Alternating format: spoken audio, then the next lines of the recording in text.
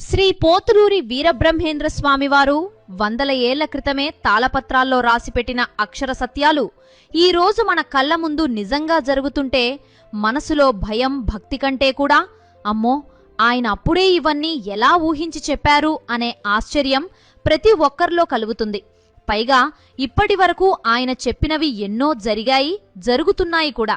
అలా ఈ ఏడాది గురించి కూడా ఆయన కాలజ్ఞానంలో ఉండగా మొదటి 4 నెలల్లో యుద్ధ భయాలు, కల్లోలాలు ఇలా చాలా వరకు అన్ని చూడగా ఇంకా ఈ ఏడాది ఆఖరి వరకు మరిన్ని విపత్తులు ఎదురవుతాయని తెలుస్తుంది. అది కూడా ఇప్పుడు వచ్చే జూన్, జూలై నెలల్లో ఉండబోతుందని. ముఖ్యంగా ఆ 45 రోజుల గడ్డు కాలం మనల్ని దారుణంగా భయపెట్టిస్తాయని తెలిసింది.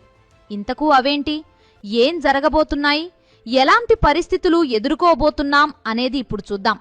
సో వీడియోని స్కిప్ చేయకుండా చివరి వరకు చూడండి. బ్రహ్మంగారు చెప్పిన కాలజ్ఞానం ప్రకారం ఆయన నివసించిన పాత మఠం ఇల్లు ఎప్పుడైతే కూలిపోతుందో అప్పటి నుండి కాలం తన అసలు వికృత రూపాన్ని చూపిస్తుందట. ఆశ్చర్యకరమైన విషయం ఏంటంటే ఆ మధ్యనే ఆ మఠం కూలిపోవడంతో అప్పటి నుండి ఏదోకటి జరుగుతూనే ఉందని చెప్పాలి. అంతేకాదు, ప్రకృతి కూడా మనకు గట్టిగానే హింట్లిస్తోంది. అయితే ఇప్పుడు వచ్చే జూన్ నెల ఎండల నుండి ఉపశమనం దొరుకుతుందని మనం అనుకుంటాం, కానీ అప్పుడే అసలు తమాషా మొదలవుతుందట. అదేంటంటే ఆకాశం నుండి కురిసే వర్షం 9 వంతులు సముద్రాల్లోనూ కొండల పైన పడిపోతే కేవలం 2 వంతులు మాత్రమే మనం ఉండే భూమి మీద పడుతుందట. అంటే వానలు పడినా మన దాహం తీరదన్నమాట. సముద్రం తన కట్టలు తెంచుకొని ముందుకు వస్తుందని, రాత్రికి రాత్రే తీర ప్రాంతాలను ముంచేస్తుందని తాళపత్రాల్లో ఉంది. అంటే మీరు హాయిగా బీచ్ వ్యూ అని కోట్లు పెట్టుకొన్న ఇల్లు రేపు పొద్దున్న సముద్రం వ్యూలోకి కాదు, నేరుగా సముద్రం లోపలికే వెళ్లిపోయే ప్రమాదం ఉందన్నమాట. సునామీలు, తుఫానులు ఏదో మామూలుగా వచ్చి వెళ్ళవట. ఊర్లకు ఊర్లే కొట్టుకుపోయే రేంజ్లో భీభత్సం సృష్టిస్తాయట. ఇక మన ఆర్థిక వ్యవస్థ గురించి మాట్లాడుకుంటే అది ఒక పెద్ద కామెడీ సర్కస్లా తయారవుతుందట. మే నెలలో బంగారం ధరలు చుక్కలను తాకుతాయని విన్నాం కదా.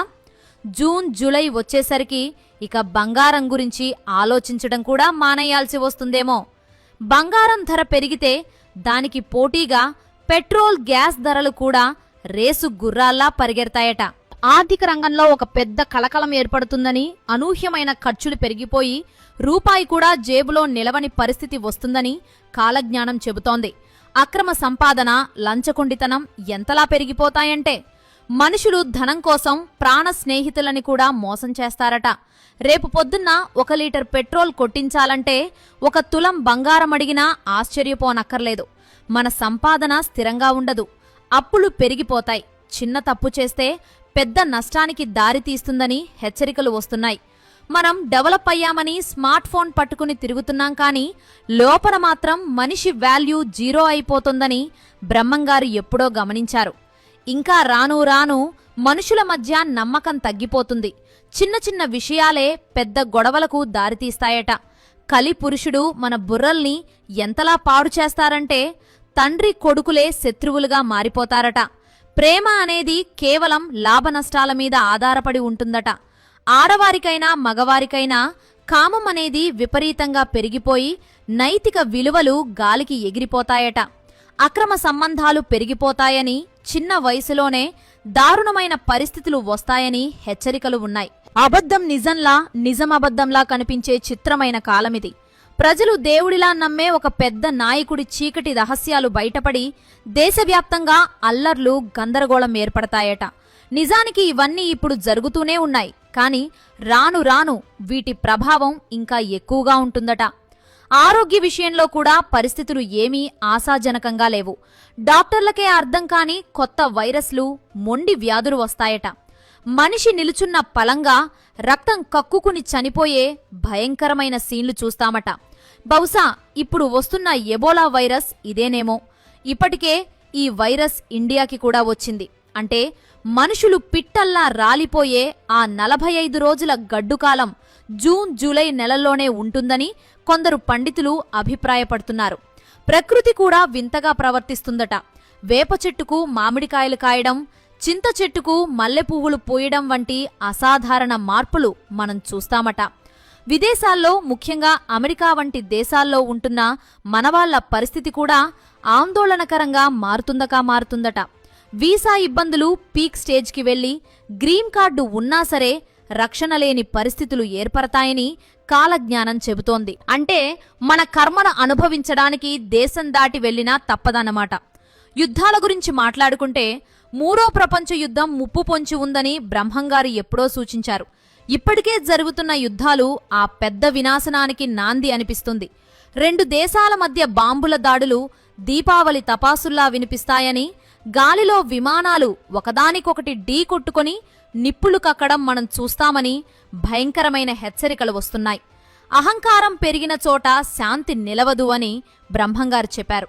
ఆయుధాలు ఆధునికమవుతున్నాయి కానీ మనసులు మాత్రం క్రూరంగా మారుతున్నాయని ఆయన ఆనాడే గమనించారు. ఈ యుద్ధం కేవలం దేశాల మధ్య కాదు, మనిషి లోపల ఉండే స్వార్థం బయటకు వచ్చిన రూపం మాత్రమే. మరి ఇంత భీభత్సం నుండి మనల్ని రక్షించేది ఎవరు? బ్రహ్మంగారు చెప్పినట్టు దుష్ట శిక్షణ కోసం వీరభోగ వసంతరాయులు వస్తారు. ఆయన కలికి అవతారంగా భూమి మీదకు వచ్చి ధర్మాన్ని తిరిగి ప్రతిష్ఠిస్తారట. ఆయన వచ్చే వరకు మనం చేయాల్సింది భగవంతుని నామస్మరణ మరియు ధ్యానం మాత్రమే. ఎవరైతే సత్పురుషుల జోలికి వెళ్లరో, ఎవరైతే ధర్మబద్ధంగా బ్రతుకుతారో వారిని ప్రకృతి రక్షిస్తుందట. బయట ప్రపంచం మారాలంటే ముందుగా మన మనసు మారాలి. అసూయను విడిచిపెట్టి ప్రేమను పంచడం నేర్చుకోవాలి. మనం అడవులను నరికేశాం, నదులను కాలుష్యం చేశాం. ఇప్పుడు ప్రకృతి తన సమతుల్యాన్ని తిరిగి సాధించడానికి మనపై తిరగబడుతోంది. బ్రహ్మంగారు చెప్పినవి ఎన్నో నిజమయ్యాయి. స్త్రీలు దేశాన్ని పరిపాలిస్తారని, ఆకాశంలో వాహనాలు తిరుగుతాయని, నీళ్లతో దీపాలు వెలిగిస్తారని, కరెంటు ఎద్దులు లేకుండానే బండ్లు నడుస్తాయని ఆయన 100 ఏళ్ల క్రితమే చెప్పారు. ఇవన్నీ నిజమైనప్పుడు రాబోయే జూన్, జూలై నెలల మార్పుల గురించి ఆయన చేసిన హెచ్చరికలను మనం లైట్ తీసుకోలేము. తిరుపతి వెంకన్న కుడిభుజం అదురుతుందని, విజయవాడ కనకదుర్గమ్మ ముక్కు పుడుకను కృష్ణానది నీరు తాకుతుందని, ఇవన్నీ ప్రళయ సంకేతాలని కాలజ్ఞానం చెబుతోంది. ఈ ఖండ ప్రళయం తర్వాత పొట్టుపోయి గట్టి గింజ నిలుస్తుంది. అంటే పాపాత్ములు నశించి భక్తులు మరియు సత్పురుషులు మాత్రమే సత్యయుగంలోకి ప్రవేశిస్తారట. రాబోయే కాలం మనందరికీ ఒక పెద్ద పరీక్ష.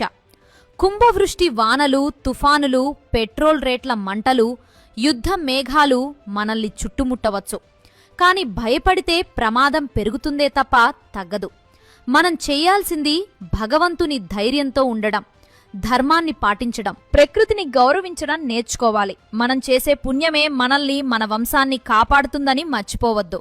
ప్రపంచం ఎలా ఉన్నా మనం మంచి మనుషులుగా ఉండాలి. అప్పుడే ఏ విధ్వంసం మనల్ని తాకదు. ఫైనల్గా చెప్పుకోవాలంటే కాలజ్ఞానం మనల్ని భయపెట్టడానికి కాదు, మేల్కొలపడానికి చెప్పబడింది.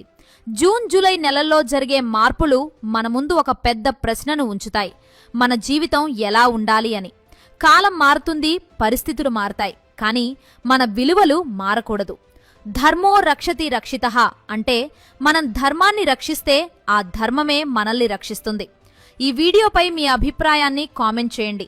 మరి రాబోయే ఆ తుఫానులను, గ్యాస్ రేట్ల పెంపును తట్టుకోవడానికి మీరు సిద్ధమేనా?